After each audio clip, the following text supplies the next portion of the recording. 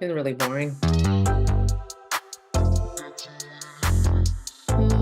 Just gonna listen to stuff on the YouTube just because this background was just not happening. Ooh, the Met Gala reveal.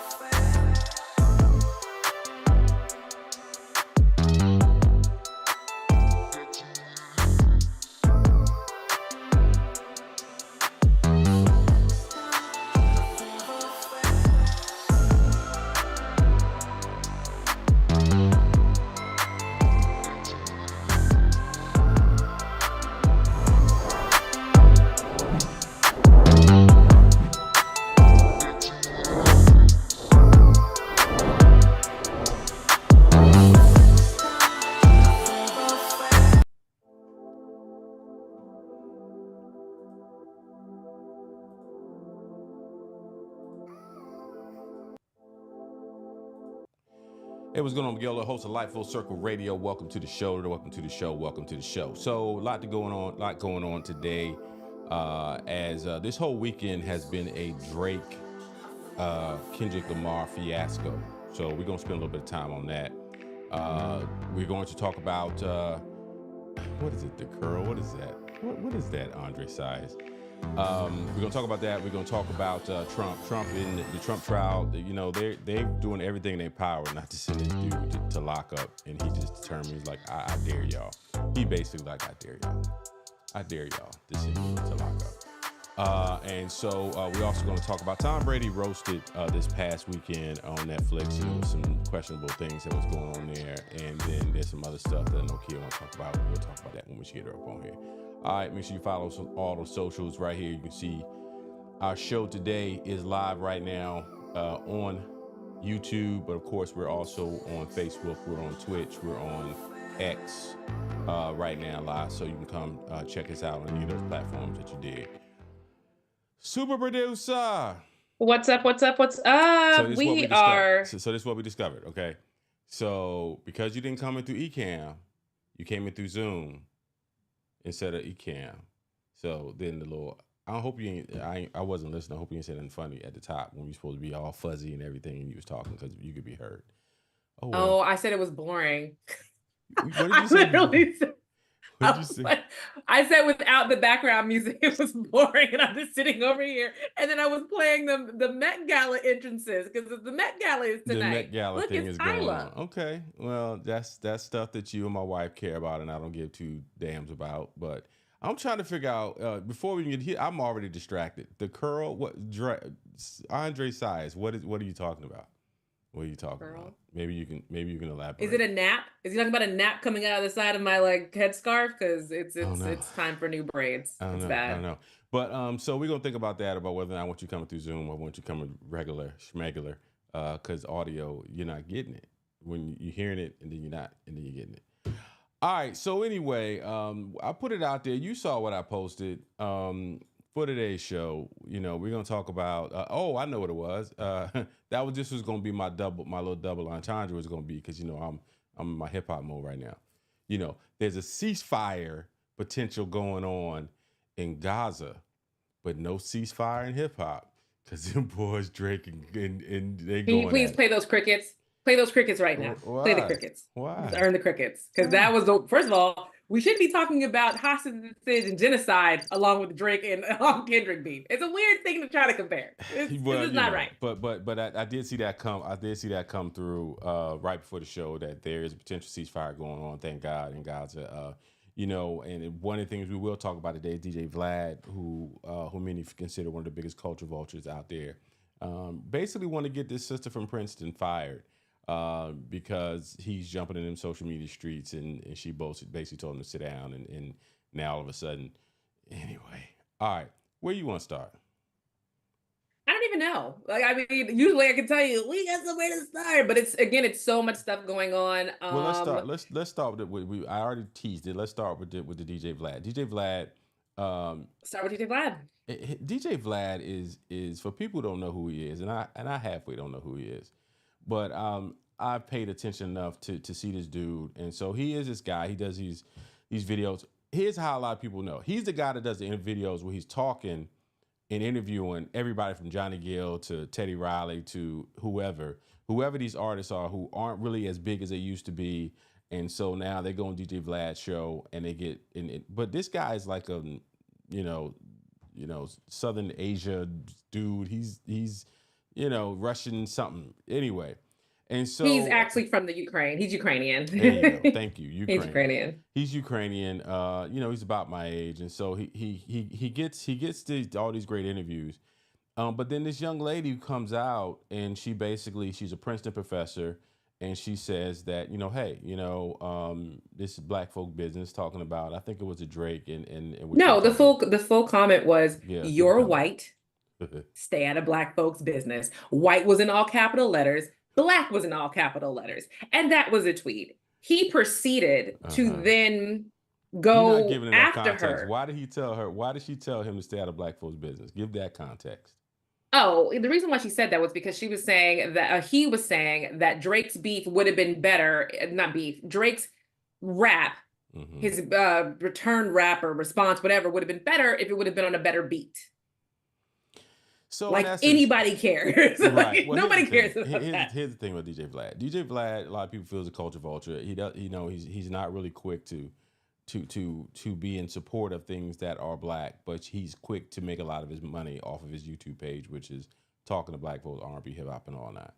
And so this Princeton professor comes out and she says, stay out of black folks' business. Next thing you know, he's threatening to send a note over to Princeton to get her fired, and basically on some old, you how dare you tell me because I'm white I can't talk about what's going on in the black world, paraphrasing.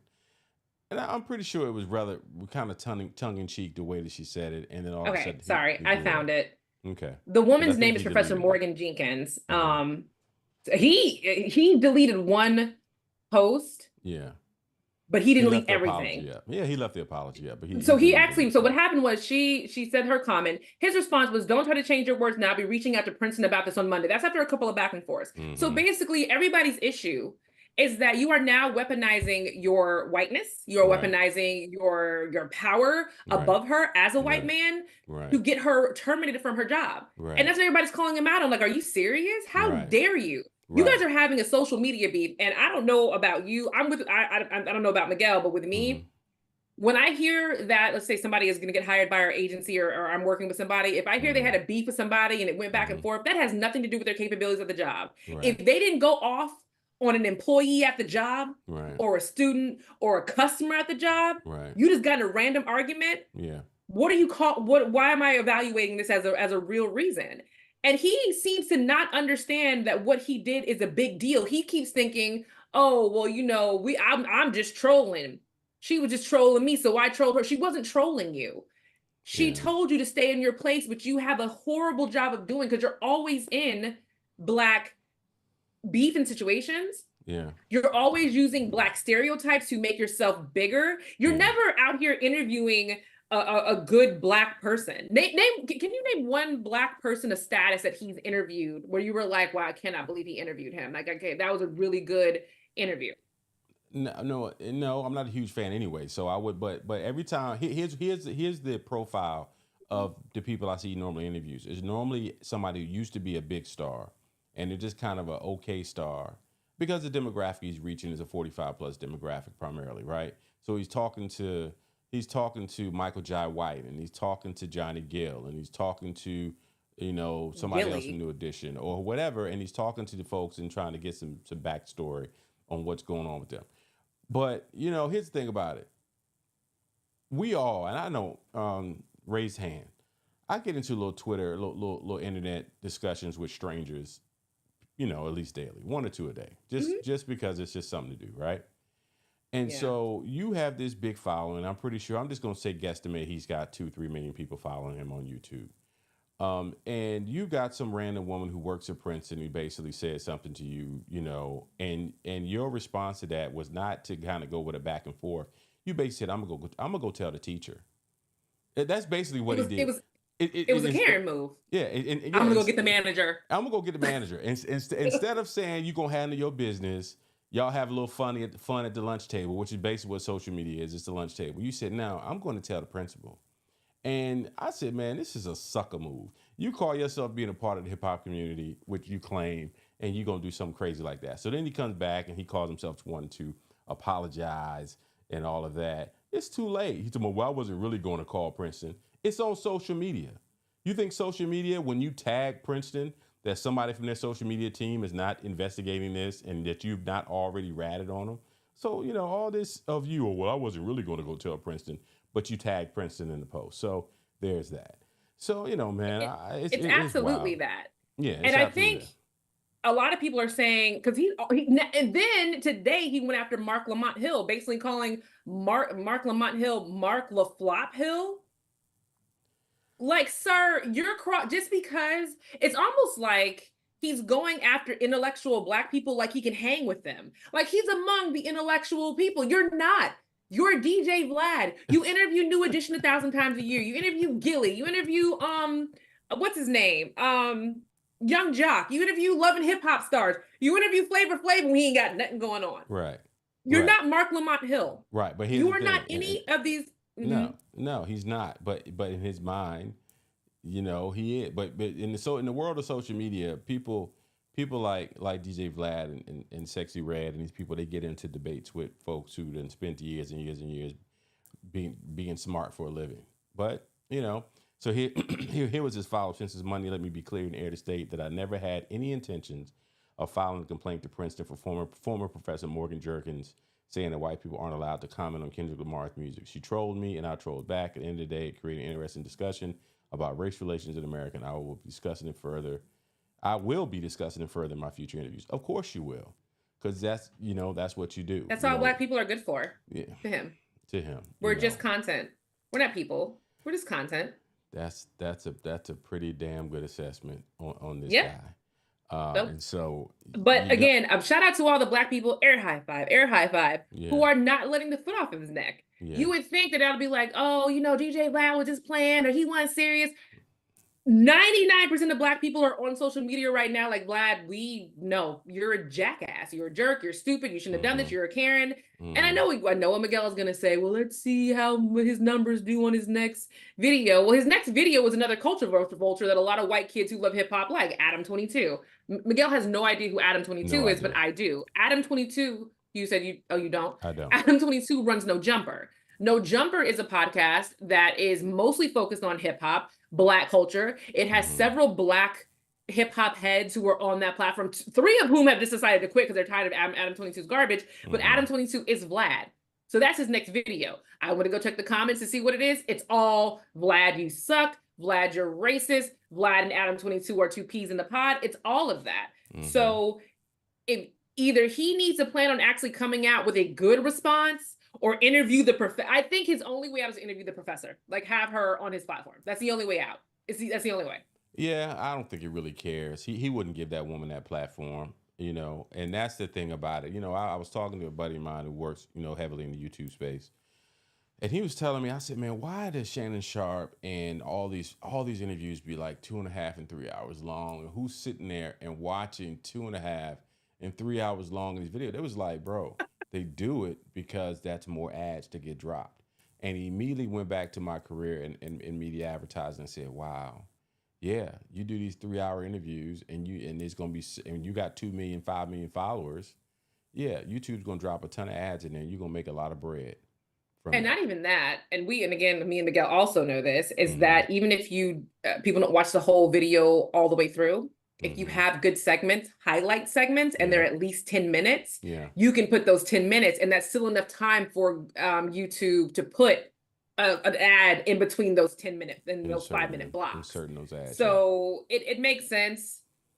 But Shannon, please, I wonder who his next interview is going to be. We didn't really get to get into a lot about Amanda Seales because we were having horrible issues last week with the Wi-Fi. Right. But I'm curious to see who his interview is going to be next. I mean, everybody's trying to have your video's gone. I keep talking. Have their Katt Williams moment.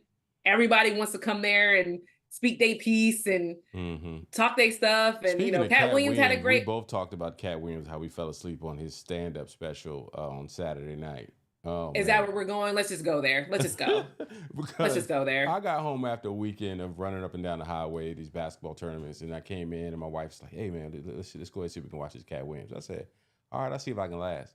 And I think I lasted about 10, 12 minutes, and I was like, nah, I ain't got it in me because everybody's watching to see what the train record is going to be like. So you say you watched more than I did. What was your assessment on what you saw? Not too much more than you did. I made it 30 minutes because we were like you. Me and Omar had a day of ripping and running. We had gone to the beach, St. Pete Beach. For those who are not familiar with Florida, that's about 2 hours away from our house, and everybody was at the beach. So we're stuck in traffic, and we stopped at my mom's to get food. So we didn't get home until 8 o'clock.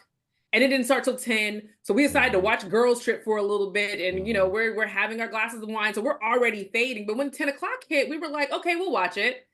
And we're watching. And we're waiting. And we're hoping. And then he played that video of the blind kid. The blind kid after that, football. I remember that. Which was funny. I feel bad for that blind kid. And I agree with Katt Williams. But it was more like, yeah, I agree with you. But I'm not. It wasn't funny. Like, I get it. It was. Yes. So basically, people didn't watch. He was doing his comedy special, and it was like he was doing a presentation. He had social media videos that he would pop up on the screen. He had a PowerPoint. He pop up on the screen. People spent whatever they spent to go to an arena and watch PowerPoints pop up on the screen. I will withhold judgment until I find the. I'm not. You know why? I may be annoyed with my husband right now. That's a long story. Don't worry about that, y'all. Yeah, we're not talking about that right now. But he came in the morning, and I asked him because I was asleep when he came. How was the Katt Williams special? It wasn't good. I mean, it was just him talking, and then he brought out more videos, and it wasn't good. And he walked off and went to go brush his teeth. And that was the last time Omar has talked about it. It wasn't like he could just pinpoint like funny moments and he talked about this, he talked about that.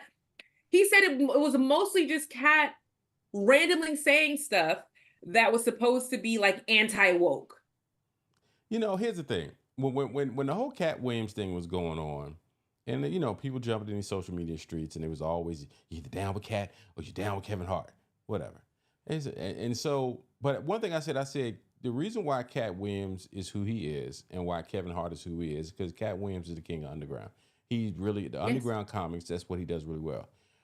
People was all jumping on my neck. Oh, blah, blah, blah, blah, blah. Da, da, da, da, da. Nah, you just blah, blah, blah. And I said, well, and how did they introduce him at his show on Saturday night? The king of underground comedy, Katt Williams. And so this was his first opportunity to wait a minute. Really what are your what were your commenters saying that he was supposed to be called? What is he to them? Like a regular comedian? So mainstream. He's like the number one comic in the world, and this, that, and the third. I'm just like, exactly. There's a reason why. There's a reason why he comes out there with some rose-colored outfits on and all types of clown-looking outfits because he's trying to gain attention. Because that is Katt Williams. Katt Williams is not mainstream. Yeah, I love Katt Williams. I think he's funny, but I agree with you. He's not a mainstream. I think he's funny. His comedy specials do well. Sure. He is funny. Sure. But mainstream, they don't. Okay, you know who the mainstream comics are? Everybody at Tom Brady's roast. Those were your mainstream comedians. For the most part. Which was hosted by who? Kevin Hart. Which of course, and then who else was there? I haven't seen all of it. Sorry, that was a weird segue I did too early. But to just stick on the Katt Williams special. But anyway, what do you keep going about your comments about Katt Williams? But when it's all said and done, Katt has a market. It's a very strong market. The Stephen A. Smith thing really put him in a position that he probably has never been in before. But he's still really, really successful, no question. But the what? What?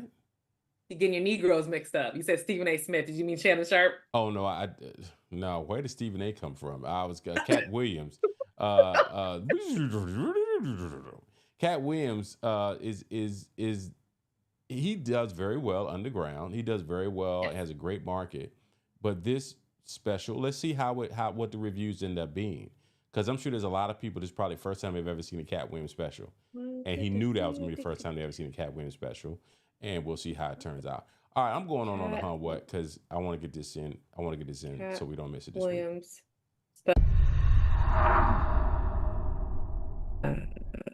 It's what time, yo? week. 1 Here's my second. Camera gone again. I just got to Oh, I think that video from the blind kid was from 2006. Oh, see, you're not even doing popular, regular stuff. You doing stuff from 2006. It is. I don't know what's going on with my camera shots over here because all my little camera shots is acting. Well, while he's doing that, I'm still trying to find. I'm trying to see if people are saying stream or skip Katt Williams comedy special, and they always put that part towards the bottom. This is a surprisingly involved multimedia performance from Williams, relying on shifting our attention from him to the screens for visual cues, whether it's that viral video about the blind kid or any number of still photos. Surprise us with whichever celebrity is going to catch the next punchline. Come on, people. Is this a part of What? It's not. All right, it is today. And while you figuring that out, they're saying stream it. So Decider, you suck. Okay. Anyway, let's do What? Mississippi slang. Okay, bro. So that's what he's saying. It was circle, not okay. All right. So let's get into What for the week. And this is the stuff that's in these internet streets to make you go, what? Did that really? We got one What? We got one. We're gonna have to find something else. But go ahead. What's your What of the week? What are we talking about this week? Is Drake and Kendrick Lamar not a part of What, or is that regular news? Which part is that? That's regular schmegular, but right now okay. that's mainstream. But you wanted to talk about Chaka Khan and Cher. Looks like you have listed under What. Can you follow? No. Your own? Can you follow your own? This is what you got in the joint. Chaka you turned Khan me up Cher. really high, and now I'm really high in my own brain, and it's giving me a headache. All right, Chaka Khan and Cher. Go ahead. Can we get into that, please, ma'am? So Cher went on Jennifer Hudson's boring ass show for whatever reason. I have no idea. Maybe it was a favor to her child boyfriend. Anyway, and they were talking about why Cher dates younger men. And Cher was saying how she dates younger men because they are the men who approach her. And she made kind of a little joke saying, older men, the older men who would date me are all dead, which they are, because Cher is up there. Cher is an old broad. Yeah. Is it just her 70s? I think so. She might be. Is it not 70s. Her 80s? I don't think Cher's in her 80s. I would give her a nice ripe 76 though. I wouldn't be surprised if we'll go with 76. That sounds fair to Cher. But anyway, in her comments section, for some reason, Chaka Khan on the story popped in the bottom and said, whatever. No one knows what that means. No one knows what Chaka's mean a lot of the time. Chaka just be out doing stuff. You know who doesn't know what that means? Non-Gen X and older black people. We know when a baby boomer black woman says whatever, that means chick ain't nobody checking for you. That means chick going on about your business. That means you lying. That's what all that means. If you don't know what that means, that's why you a millennial and I'm a Gen Xer and my mamas and aunties and all them used to say whatever. That's exactly. I can hear Chaka Khan's voice when she said it. Well, Chaka, if you don't care, then why are you? Well, Cher, and Chaka, if you don't care, why are you in the comments of Jennifer Hudson's Raggedy Show talking about it? It's not like Cher posted on her personal page. It was on there. But again, Chaka's not the only one doing this. It's social You know who else did it? Huh? You know what else other older woman did it? And it was so hilarious that even the Shade Room and all the black publications picked it up. What's that? Barbra Streisand. You know what Barbra Streisand did? What? Oh, Lord. She saw a video of, which McCarthy is it? Which one's the fat one? The larger one? The rounder one? Is it Lisa McCarthy? I know who you're talking about. The only reason why I laugh like that because my daughter, Saran, loves McCarthy. And anytime I reference her weight, she always gives me that look, and I get a Melissa McCarthy. It's Melissa McCarthy. So Melissa McCarthy is losing weight. And so Barbara, I don't know if Barbra Streisand thought this was a private comment or she thought she was texting her or DMing her. She puts under her picture, "Oh girl, you using Ozempic." Why, Barbara? Why, Barbara? Barbara, why did you do that to that girl? Hey, man. to that woman. Hey, you know, it is what it is in this day and age. Nobody has filters anymore. Is that my Okay, dog? cool. Or So yours? Barbara Streisand is getting yours? added to the Chaka Khan, and that's what Friends of Four lady, whose name I can't think of right now. Deon Ward. Deon Ward. Know your So it's elders. Deon Respect Ward. your elders. Respect your elders. You got to submit all them names to memory. Yeah. So it's Dionne Warwick, Barbara Streisand, and Chaka Khan all in the same. We don't know how to use social media crew, and we don't care. They know how to use social media to be like, here, girl, type whatever under Cher's little post over there with her little crazy self. I remember Cher at Studio 54 in there snorting coke, and now all of a sudden she won't mess with them young boys. She probably still snorting the coke to hang with them young boys. I can hear all that coming out of Chaka mouth. All right, so anyway, you got nothing else on the hunt what? You got nothing else on the hunt what? Nothing. No, I do. I just keep thinking about Cher dating that guy. He's so young.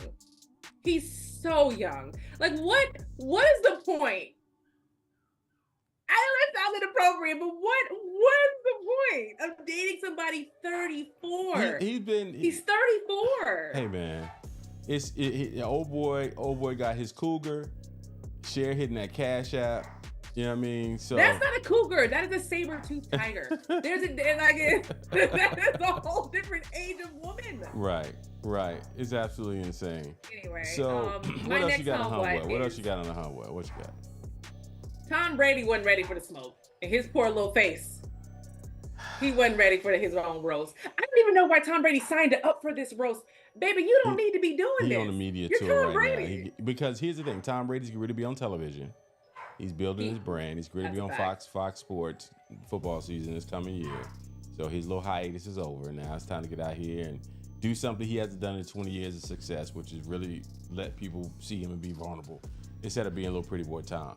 I saw a couple clips, and the one that bothered me the most, we talked about this during our production meeting. Edelom, who was one of his wide receivers, he started talking about Ron Gronkowski. And he said, everybody asking me about, Gronkowski's size. And he was like, yeah, he gets the job done. It's hung, but he wasn't the only tight end to get hung. And then he kind of baits the crowd like, you get it? So when people don't get that, Aaron Hernandez, who was a tight end for the New England Patriots, who hung himself in jail. He was convicted of murder, hung himself in jail, committed suicide, and they thought that this was appropriate to say during a roast. And I'm looking at the comments in them comment streets, and they're just like, oh, that's funny. Is that funny? He got a child out here, and you got people who were killed. Their family has to be reminded. Nobody wants to hear Aaron Hernandez's name anymore. Like, let it ride. I get where you're coming from, but it's hard to walk down that woke, be appropriate street because it ruins comedy. It was a bad joke. It was in poor taste. There are a lot of jokes in poor taste. For example, I think that same guy told Kim Kardashian to close her legs because she's showing more beef than Oscar Mayer. Her vagina is the beef. Spreading her legs, beef. She's a hoe. I don't know. People booed when Kim Kardashian got on stage to tell her jokes. They booed Kevin Hart had to make a joke telling them to stop. But I think what people don't realize about Kim Kardashian is that she literally does not care. She don't have to care. Her audience, she would have to murder her mom to lose her audience, and she probably wouldn't lose it all. And she would have to go full Gypsy Rose. And her audience isn't watching the Tom Brady roast. No. I don't think anybody even knew she was going to be there. Why would people know that? Right. And with that blonde dude she had on, if it goes by on somebody's social media feed, I didn't even know it was her. I said, oh, that was Kim Kardashian? Oh, okay. I know. You're like, who's that blonde lady? That's Kim Kardashian. Oh, really? At this point, we have to say the Kardashians are some of the smartest people because they just do whatever they want and have no consequences. And they are. And Kevin Hart hosted, and Kevin Hart, compared to Cat Williams, Kevin is mainstream, and Kevin roasted the rap out of Tom Brady, like left, right, and sideways. Was really, really funny. Bill Belichick and Robert Kraft got on stage. Robert Kraft, DJ Crafty. He a little black, so he took a shot, and Bill Belichick is on stage with his. What color blazer was that? What color is that powder blue old man 70s with the shirt? He was going to church. Powder blue old man 70s. You just said what color it was.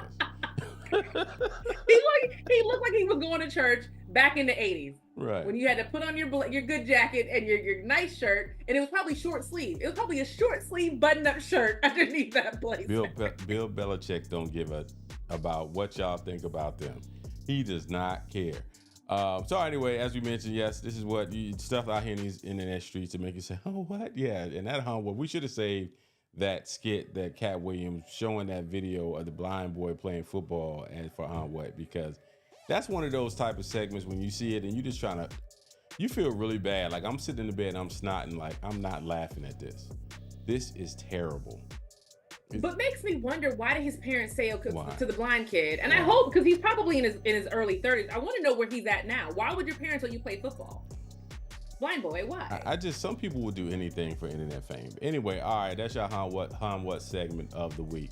All right, so the trial is going on. I was watching some of the stuff going on with Donald Trump, and I just feel like, what do you feel? And I'm gonna ask you first. What do you feel about this trial with Donald Trump? What do you think the results are going to be? I'm curious of what you think the results are going to be. He's going to get convicted. You really think that? He's going to get convicted. I absolutely do. Now, okay. The better question is it going to mean anything? Do you think he's going to go to jail? No, I don't think he's going to go to jail. I think he's going to get convicted. I think in these types of cases, if it was a regular person, or it's probation or your suspended sentence, it's going to be one of those two. But then you got probation, you're a suspended sentence, you got a large, huge fine to pay. I think it's going to be that, because this is a hush money case. It's not like he literally killed somebody on Fifth Avenue. It was a hush money case. So, I mean, that's where we are. Yeah. But I think it's very interesting that everybody who has ever worked for him testified for the prosecution. Hope Hicks got her MAGA makeover butt on. It was like, yeah, he did that. Yeah, he did that. He also did that. But he loves his family so much, and he never wanted his family to be hurt. Like, I just, and even down to the judge basically saying today, like, dude, I really don't want to put you in jail because you could possibly be president. He pretty much just laid it all out there. Like, I know how powerful you are, and I know if I put you in jail, they're probably going to blow up my house. Can you stop? Can you please stop? That was the worst paraphrase in the world. And that's where we are, where a judge is trying to negotiate with a criminal. With a criminal. But, and again, the sickening part about this is that Trump's base is so deranged. It's deranged. It's not, there was like, oh, Democrats have Trump derangement syndrome. No, his followers do. The fact that you all are willing to go to jail for this man. I'm not going to jail for nobody. I'm not going to jail for Biden. I'm not going to jail for my mama. My brother could murder somebody tomorrow. I'll be right there. He did it, and let me tell you why I know he did it. Because he cut his phone off at this time. He can turn it back onto this. Do you need? I can go get his car. I know how to get it. That's me. I don't know. So to go to jail for a nominee for a presidential election? No, of course not. Creepy. Of course not. I'll go to jail for my family, for the ones that live in this house. Do anything for them. But as far as just randos, like people who just out there acting a plum fool, and I'm just supposed to take that heat for you, So Miguel would not go to jail for me. but I will put money on your books. I'll put money on your books. I don't know, man. I look at this thing and I'm just like, the only thing that everybody in power and media and everywhere else is hoping for is that we created this bullshit. And Lord knows in November, let the people make a decision to send him home. That's because I think a lot of people are starting to realize it's the only safe decision. It is. It is. Yes, they'll probably riot. They'll make a big deal out of it for about a week or a month. It'll be a lot of National Guard presidents at presence in a lot of specific places. And I think they're ready for that. Mm-hmm. But that is a lot safer to have a month worth of craziness than 4 years worth of craziness. So you mentioned, because I think you put on the list. You mentioned, you call him Dolphin Teeth. Dolphin Teeth. What's his name? Tim Scott. Tim Scott. So Tim Scott, he gets up there. And did you take it out? It was on our list, and I don't see it now. No, I didn't. So Tim Scott at the very bottom. It's not there. I don't see it. So Tim Scott goes on CNN or MSNBC. Oh, it's there. It just doesn't have a headline. Which one is it? Here. Is that's the one? Okay. No, that's Cher. Tim Scott, right here. Go where there's politics. Yep, right there. Oh. That's the story. But Yeah, there's it just no had link to gotten. it. Is it right here? Let's see if this is it. It's right there. Okay. That's the link. All right. Okay. All right. There we go. All right. So There is a gnat here. Ouch. he must have flew from my house to yours, because I had one over here too. So anyway, I almost beat myself to death just now. so Okay, I'm good. I'm good. this was and let me see. Let's see if it plays. So Tim Scott, former, I guess he was a senator, or if he still is. Did he resign? I don't remember. From South Carolina, ran for president. This isn't Charmin. For a very No short wonder I don't kind of feel as time. clean. Hurry up, Dad. and You've so been in there then, forever. I'm trying. So we'll wait for the commercial to stop. And so basically, he was asked the question, will you basically accept whoever wins the election? And they've got them so far over a barrel right now that these people won't even answer that question sanely. It's crazy. So basically, what they're signaling is that it's going to be worse. Vice presidential than it candidate was. Senator Tim Scott responded when he was pressed on the same issue today. Here's what he said. You voted to certify the election results of 2020. It's the exact opposite of what you said and did after 2020. Why would you want to be on a ticket with someone where there's such a fundamental difference? This is an issue that is not an issue, so I'm not going to make it an issue. Well, Senator, will you commit to accepting the election results of 2024? Bottom line. At the end of the day, the 47th president of the United States will be President Donald Trump, and I'm excited to get back to low inflation, low unemployment. Wait, and high Senator, yes or enthusiasm. no? Yes or no? Will you accept the election results of 2024 no matter who wins? That is my statement. Miles, these people have a hard time answering what should not be a difficult question, which is, will you accept legitimate election results? We're at the point that they're so Or scared. you don't win, will you accept them? But apparently, Come on, mute. Thank you. They're at the point that they're so scared of this guy that you can't even answer a simple question that says, will you accept the results of the election? Which, if you go back to almost 4 years ago now, Trump was doing the same thing leading up to the election. So they already knew they were going to lose the general. The GOP has not won the general election but one time since 2000. And that was, unfortunately, right after 9/11, right? That George Bush Jr., George W. Bush, won the general election. Other than that, the Republicans have not won, and it's getting worse. The gap is widening. So they pretty much know they're not going to win the general. So now it's all about a few states: Arizona, Georgia, North Carolina, that are. And so he flat out says, no, I'm not answering that. And Trump will be president. So are you saying that y'all going to, what are you willing to do to assure that Trump is president? The fall is going to be, once football season rolls around, and we're full on in this election, Miss Kia, it's going to be very interesting. Tim Scott just shot himself in the face. Not the foot. Tim Scott just shot himself in the face, not the foot. You look so dumb. You already look dumb with the dolphin teeth. You look dumb with the white fiance. You look dumb in general. But for you to sit there, all you had to do is it's not even about it being. Fiance? Why he look dumb because of white fiance? He love his white woman. Oh, because he's gay. Oh well, there's that. Yeah, if he is. Yeah. And he knew no black woman would play along with his little charade, so he got with a white woman. And there's that. Didn't Gillen play along with the charade? But go ahead. The sad thing is, I feel bad for a lot of these Black Republicans who do have, or minority Republicans who have some kind of capital political, and they just throw it all away for Trump. Trump doesn't give a damn about you. No. Why are you throwing away your political capital for Trump? Like, does not. Tim, what are you doing? He does not. Trump does not care about any of you. Not a one. And Tim Scott could have said, yes, I will. He could have said, this is how I would have told him to answer as a PR person. Yes, we will accept any election result that the American people choose, but we know the American people will choose Donald Trump. And that's affirming your support of Donald Trump.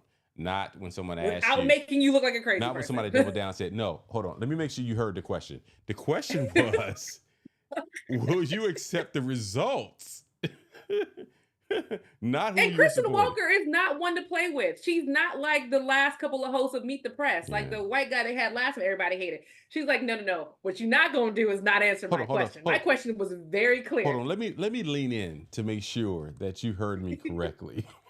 It was one of those. And he was like, I said what I said. And what does that mean, Tim Scott? That means that he is not going to get caught on tape. Nobody's going to be able to run it back to tape to say that he doubted Donald Trump. And so first and the 15th, he going to get another check. That's pretty much what it boils down to. Why are these Trump VPs acting like this? And listen to another story on here. VP nominees, the ones that he's dangling the carrots. He gonna find some white man to run with him. He's gonna find. Well, Kristen Noem, who is the governor of South Dakota, she was actually the front runner to be his VP. Was she? She got her MAGA makeover. You guys, have you ever seen the MAGA makeover? It's all the same. You take long dark extensions, you bring them all the way down to the waist. Yeah. Scroll up so I can point out the I think scroll up so I can point out the. There she is. Okay, so this is her face. We have full fillers, accented cheekbones, a lot of rouge in the cheeks, red lips, plump up those lips, dark eyebrows, light. That is the MAGA makeover. If you notice, every woman in Trump's camp, they all look the same. His lawyer, his son's wife, Kristen Noem, all these women get the same makeover, but they're all dumb as rocks. And so Lauren Boebert. Yeah, and so she is currently the governor of South Dakota. And she is in the news because she shot her dog. No, not only did she shot her dog because she felt like he was useless. Because he didn't want to hunt the way that she wanted him to hunt. So instead of giving him up to a no-kill shelter or whatever normal people would do, or just be like, oh, you're not a hunting dog, you're just a house dog, go eat some grass. She decided to shoot the dog in the face and bury him in a gravel pit and doesn't understand why everybody's making a big deal out of the story. I appreciate the story because it's the one thing that has brought the right, the crazy right, the far right together with the left, the crazy left, and the far left. Everybody's like, you can't shoot no dog in the face because it didn't do what you want to do. What is wrong with you? I like. You can't go full Michael Vick on people. I see. Leave Mike alone. Mike ain't bothered nobody. He out there minding his business. One thing I can say I learned about watching Yellowstone. I like Yellowstone. Not Yellowstone. I like Yellowstone. We've watched every season of Yellowstone. One thing I learned about and from watching Yellowstone is that them type of folks who live out there in them Montanas and them South Dakotas and all of that, those are places that I have no intentions or desire to ever visit. There ain't no quick way in and out of there. Yeah, I mean, you might as well have a covered wagon to drive up out of there in 2024 because you're gonna be moving and driving forever. That doesn't sound relaxing to you? Not at all.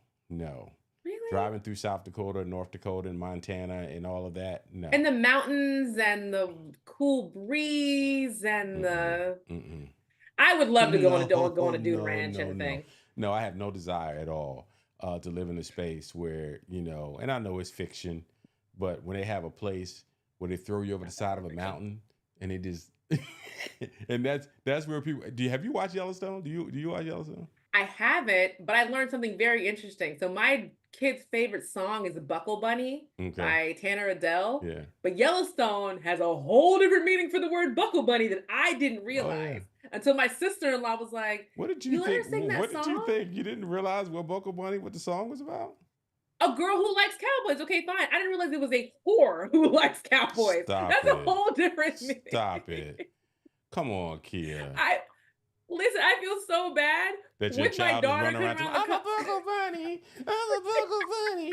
You thought it was some doggone pit. No. She knows the whole first line. The first line is. Come on. God, it makes me laugh when he sings it now. I'm in the mini mart in a mini skirt, about to steal your man in a torn up t-shirt.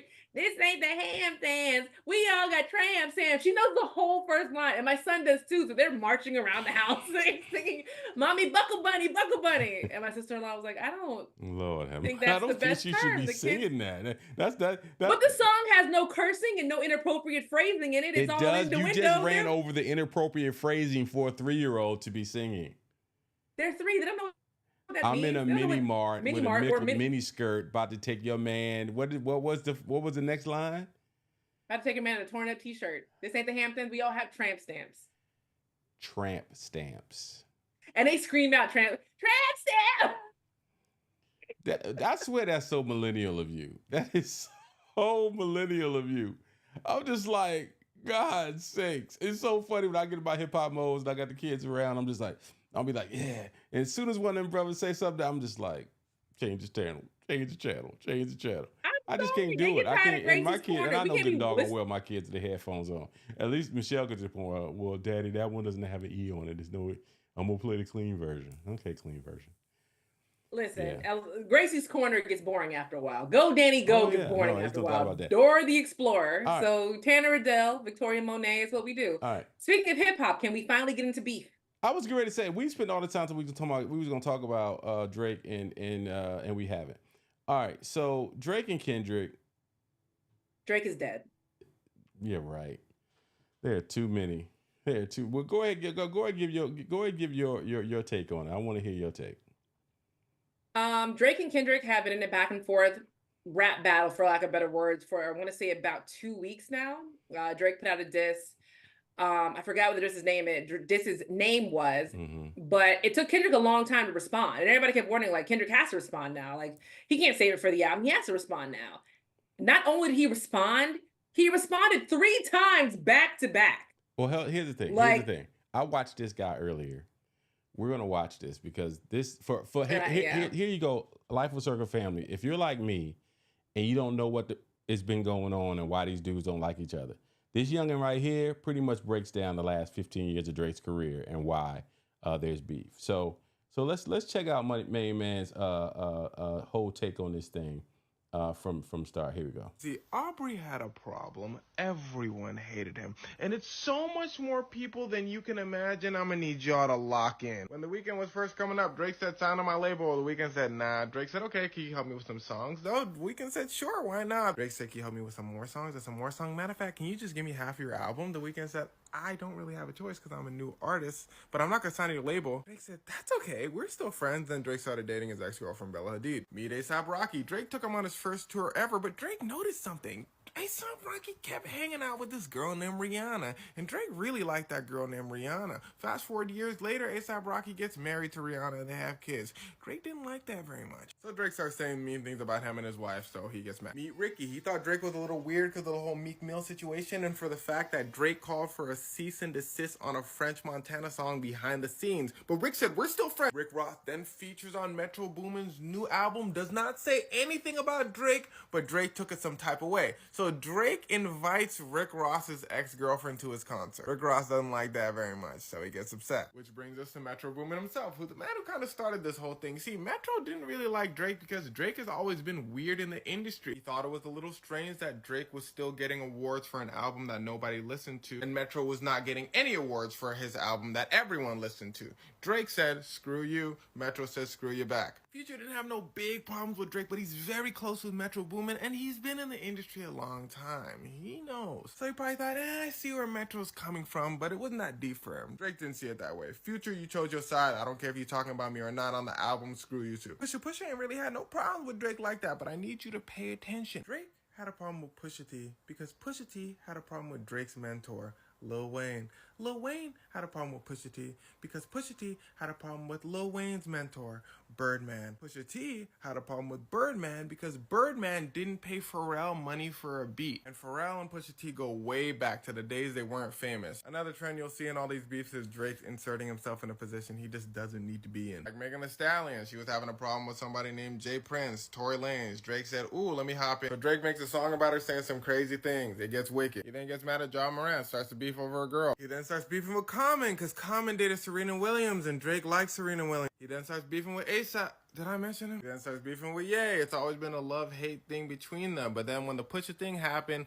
Pusha T is signed to Kanye's labels. They were close, so Kanye chose Pusha T's side. But then Drake starts getting close to Kim Kardashian. Kanye thought that was weird, so he said, screw you, Drake. He's also had beef with Tyga, Joe Budden, Jhené Aiko, Tinashe, Childish Gambino, I believe. A million people. But most of all, the people have always been a little annoyed with Drake. Fun fact, Drake as well as Kid Cudi and Kanye were the first people to make semi-nerdy cool in the rap game. Those three were in the forefront of rap is changing. But everyone tolerated Kanye and Kid West, but Drake took things to a whole nother level. Let's just be frank, Drake is half white. But that's not the problem. The problem is to many people, Drake puts on a persona of blackness. If you're not black, that's not up for discussion. Listen closely. J. Cole is half white, but he acts like J. Cole. Accepted. Lil Yachty is from the suburbs. Acts like Lil Yachty. Accepted. So Drake being half white and being from the suburbs really has nothing to do with it. It's the fact that he pretends to be someone he's not that kind of annoys some people. It's the fact that many artists claim that he takes their songs. XXXTentacion is one of these people. This is why his whole crew OVO hates them, because they make music too. But apparently he takes all their songs and doesn't let them release any music. It's the ghostwriter claim. It's the fact that he's always messaging young women. It's the random petty stuff he does online. Now you may be asking yourself, has all this been going on for 15 years? Why would people still mess with Drake like that? Well, that's because he was making good music. The moment he stopped making very good music, the bubble that he'd been building for so many years was ready to pop. And then there's Kendrick Lamar. See, Drake took Kendrick on his first tour, the same one that he took A$AP Rocky on. But then Kendrick comes out with a song called Control. It's a Big Sean song as well. And Kendrick is throwing shots at everybody in the industry, but it's friendly competition. He said, I got love for you all. Everybody he named was cool with it. In fact, they said, if you got named in that Kendrick verse, that means you're a good rapper. Everyone except for Drake. You see, Drake took it the hardest. He took it very personal. Drake went to Kendrick, said, Kendrick, huh? Drake said, why would you say you got love for me, but then say you want to take the rap crown from me? I would like an apology. Kendrick said, okay, I'm sorry that you took it the hardest. In fact, I hate you, and I've always hated you. You know why? Because you're weird. I don't like your morals. I never wanted to say anything. But it turns out I just found out that I'm a little weird as well. So, let's talk about it. Drake said, fine, we finna see who the craziest. Kendrick said, you don't want to do that. Everyone in the industry tried to tell Drake, you don't want to do that. Drake did it. And well, that's why we're here now. Can we get a round of applause for my man? Because I've watched that a couple times, and everything he's saying rings true. There was no lies told or detected. For all the old heads out here wondering what's going on, that's your explanation. So wow, I'm just sitting back and just like, a couple of things you got to check. He said that Kanye was the first ones, the kind of nerdy hip hop. They were not, but to a young boy, I'm gonna let him pass. I'm gonna let him pass on that. Absolutely. Who were the first ones? Huh? Who were the first ones? Oh my God, there's a whole movement called for it to be mainstream. Native Tongues, the whole movement, Tribe, De La, they were the ones, Kanye, and even getting up to J Dilla and all them, they were the ones who were before them. But it's was that mainstream? They were before mainstream, before hip hop was mainstream. They helped hip hop become mainstream. But that means no, guys. Then there's he talked. It was just some really, really interesting.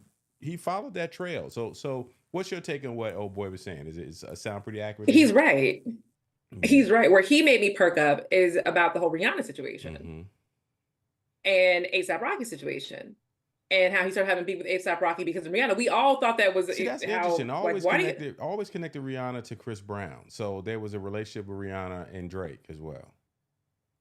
You mean, yes, Rihanna had a relationship with Drake, and Rihanna has always, apparently, from what I've seen, if you think about it, has always had a relationship with A$AP Rocky. He's always been in the background. Mm-hmm. He's actually been featured in a couple of her songs. Mm-hmm. I think it was Rated R album. He was on that album, and that was a long time ago at this point. Mm-hmm. That was interesting. And when you think about every time Drake has a beef with somebody, he's always either trying to go after somebody's girl or take somebody's girl. We always hear about that. Mm-hmm. That's a continuous thing. Mm-hmm. It's always that Drake is not really a part of the culture. He's off over there. So nothing in what that guy had said, that content creator said, all of it was true. Yeah, and I feel bad for Drake because he's the one person I feel like has zero identity. He's just trying to find it at this grown age. Drake has zero identity? What is his identity as a person, not as a rapper, as a person? What is his identity? He's the biggest star in the world, and pretty that's much. That's not an identity. But I'm just I hear you, and maybe that's. And once again, I'm not a part of that part of the culture, so I'm learning this piece. To me, we've talked about this on the show before.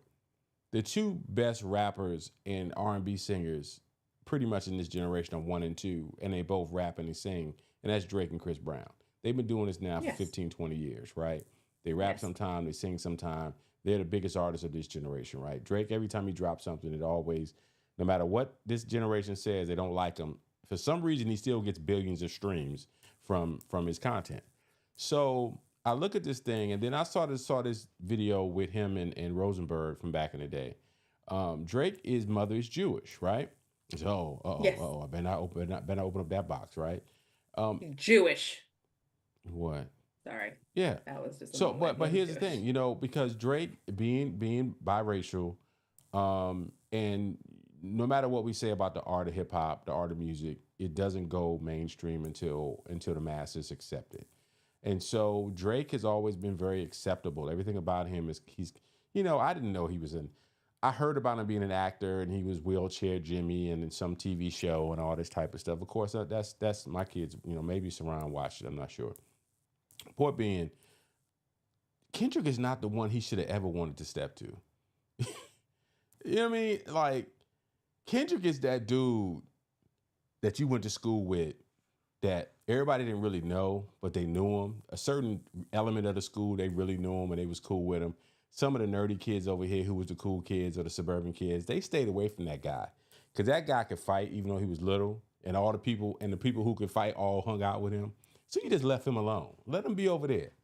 He didn't let Kendrick. And it was always rumors about that kid. Like, nobody knew for sure, but like, hey, I heard his last school, he put somebody in the hospital. Did you hear about that? Right. No, I hear about that. Is that for real? Right. It was that. It was that. Kendrick is that kid. And then you come to find, you get to know him. You're like, oh, he's really cool. Oh, he's really talented. He may not play basketball or play baseball or be doing some of the cool kid stuff, but he got his own cool thing going on over here. And come to find out, Drake didn't heed that. And now every time I got in the car, I woke up Saturday morning like, he done dropped another song? He done dropped another song? And a lot of people are like, because in his second, I think it's his second song, it's called Meet the Grams. Meet the Grams. Where he addressed everybody in Drake's. Drake's. The third song. I don't know. Anyway. It was the second. But the third one happened right after that. It was the verse he had that started it all, this little iteration, and then he had 2 songs. Okay, yeah. Yes. So on Meet the Grams, he actually addresses Adonis, which is Drake's son, his mother, and his father. And a lot of people are like, why are you bringing the kids into this? And I don't think he said anything mean to Adonis. He basically said, listen, your dad is trash and you need a real mentor. You need a real role model. Which, I mean, I guess kids should be off limits. They should be. They honestly should be. Well, he didn't say anything you brought up his family first. That was a diss of Drake. That wasn't a diss of the kid. That was a diss of Drake. And I agree with you on that. It wasn't a diss of the kid. It wasn't like saying you're butt ugly and it's because your dad's ugly. Like, it wasn't like that. Right. But one thing he said about having Drake, a kid out there playing football that was blind. But I digress. Yes. The one thing that he said about Drake that is 1,000% true, and it's true about a lot of these rappers. Because Drake is married, not Drake. Kendrick is married. Kendrick is married to a girl who's 75% black, 25% white, and everybody keeps calling her mixed or white. It's like, no, I'm black. I'm just light skinned. Like it's fine. But he keeps talking about her and his marriage and how he cheated on her. But him and his wife are still together, and Kendrick is now faithful. But Drake dates whores. You Drake porn stars and whores all the time, and strippers. And all this kind of stuff. Right. Has dated one woman of integrity? One woman. I have no idea who Drake dates. I have no. But what I'm saying, have you ever seen him with like a Serena Williams or an Issa Rae or a Molly from Insecure? You've never, or even an Amanda Fields. You've never. Those women are not big enough stars for him. He is. But he sleeps with whores. He sleeps with porn stars and Instagram models and strippers. I had a baby by one. Here's a funny thing: when I would go to Arizona, and I'm follow me here. Okay, it's a long circle we about to do. It ain't gonna be too long. Coming from VA, straight East Coast hip hop, whole nine. That's what I. Yeah. Whenever I would go visit my dad in Phoenix, there was a certain type of cool kid out there that didn't make sense to me. And he was like Drake. It was this kid that back east, he would get beat up. Back east, you sit over there and get over there on the skateboards. In Arizona, he was the man, right? But then what I realized was that he's the man pretty much everywhere besides North Carolina East and in those rugged cities like Baltimore and DC and Detroit. But the rest of the country, that's the dude. You know, in the Arizonas and the Las Vegases and in parts of LA and in parts of Florida. And this is the guy. And that's part of the reason why Drake is as big as he is.